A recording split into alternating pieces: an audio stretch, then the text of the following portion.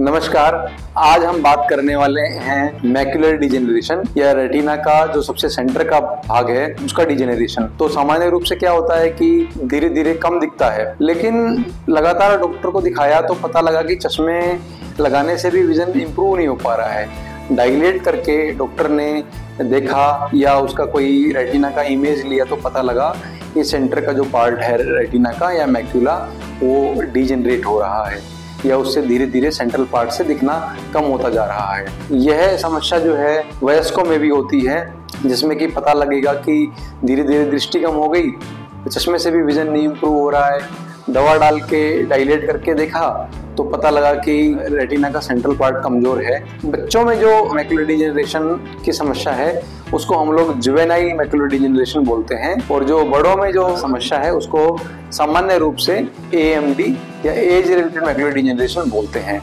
तो जो बचपन की जो समस्या है उसमें मोस्टली प्रोग्रेसिव है और इसमें कोई ऐसा मैक्युलर एडिमा ऐसा आने की संभावनाएं बहुत कम रहती हैं। तो इसमें बच्चे का जो सेंट्रल विजन है वो धीरे धीरे कमजोर होता जाता है।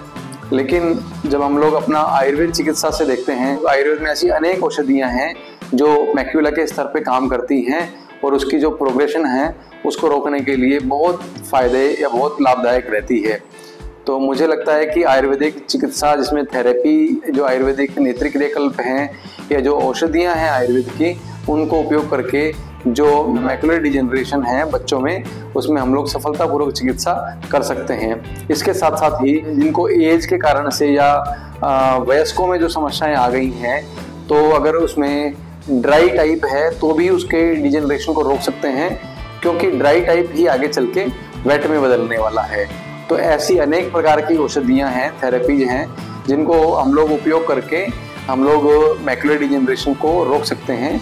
या अगर कभी वेट टाइप भी आ गया है, रेटिना में सूजन भी आ गई है, तो हम लोग उसको सूजन को भी अपनी आयुर्वेदिक चिकित्सा से उसको कम कर सकते हैं और आगे उसकी जो मैक्युलर डिजेनरेशन है उसको हम लोग रोक सकते हैं, ताकि उसका जो आगे खराब होने वाली जो समस्या है वो उसको रुक जाए या वो ठीक प्रकार से देख पाए।